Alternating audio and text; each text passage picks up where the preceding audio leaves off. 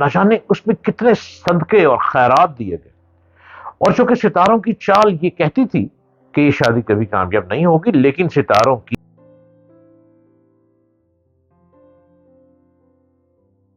Every body, how are you? امید یہی کرتا ہوں کہ آپ خیریت سے ہوں گے.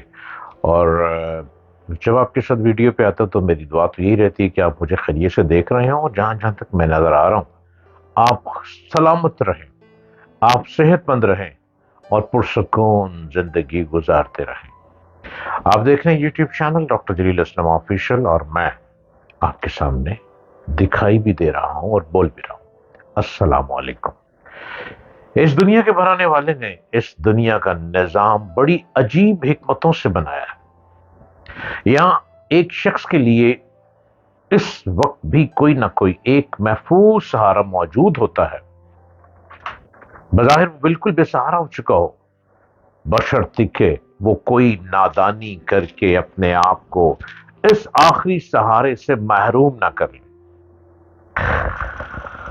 اور ارد گرد دیکھے بغیر کہیں نہ کہیں دیوار ٹکر میں مار کر اپنا نقصان نہ کر لے.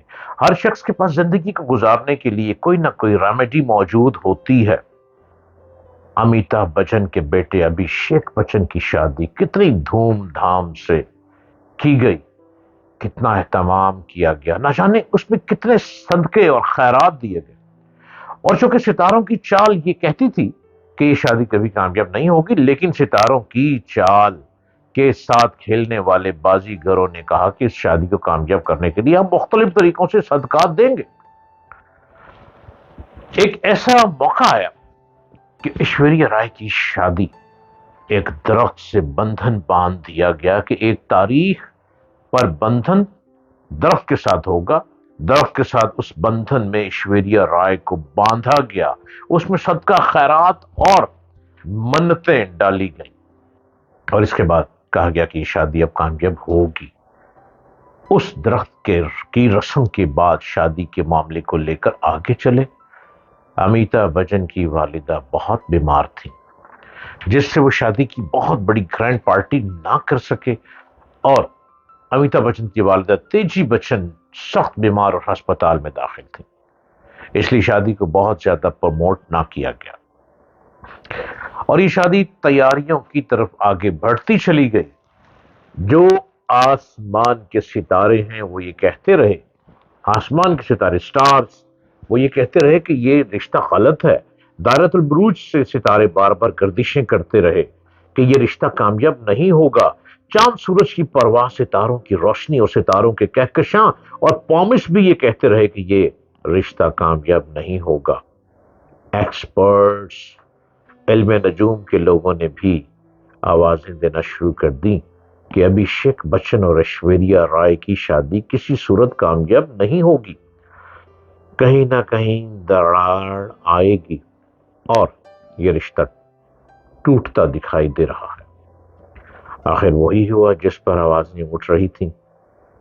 اس وقت کی ٹاپ کی ہیرو اور ایشوریا رائے اس زمانے کی ٹاپ پہ چل رہی تھی شادی سے پہلے، شادی کے وقت، جس کا عروج تھا، جس کا طوطی بولتا تھا.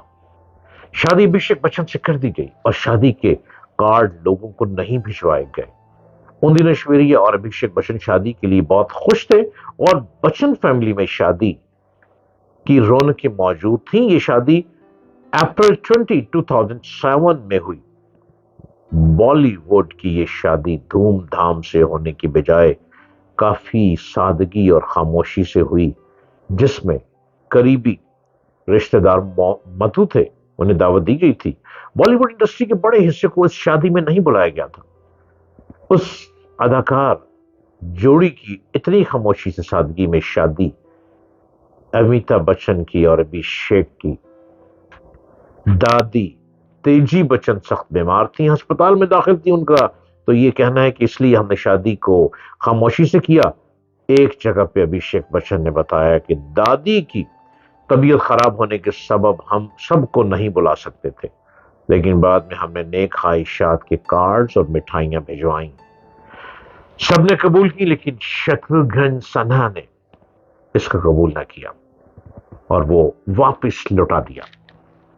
शत्रुघ्न सिन्हा का ये कहना था कि इतने साल इकट्ठे फिल्मों में काम करते रहे अमिताभ बच्चन के साथ, और अब पहले बेटे की शादी आई तो बच्चन ने शत्रुघ्न सिन्हा को बुलाना पसंद नहीं किया।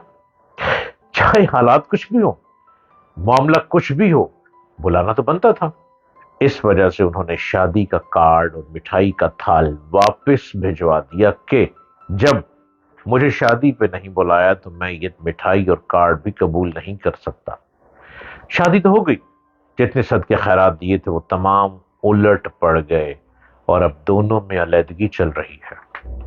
एक बेटी मौजूद है जो अक्सर आपको दिखाई देती होंगी, ऐश्वर्या राय के साथ रहती हैं, और ये ऐश्वर्या राय अपनी बेटी को मुख्तलिफ फिल्म इंडस्ट्री के प्रोग्राम्स में, फंक्शंस में, पार्टीज में लेकर जाती हैं।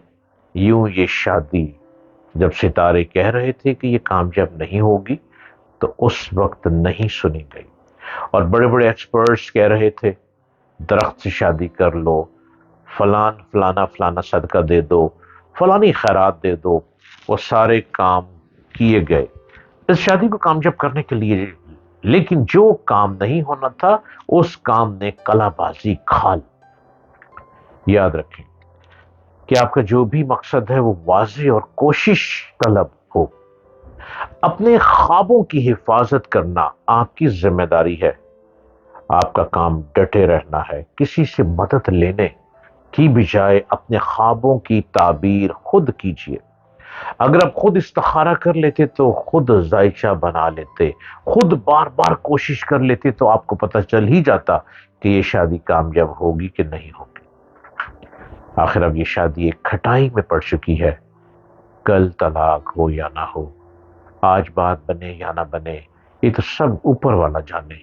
सितारों की रोशनी भी मध्यम पड़ गई है।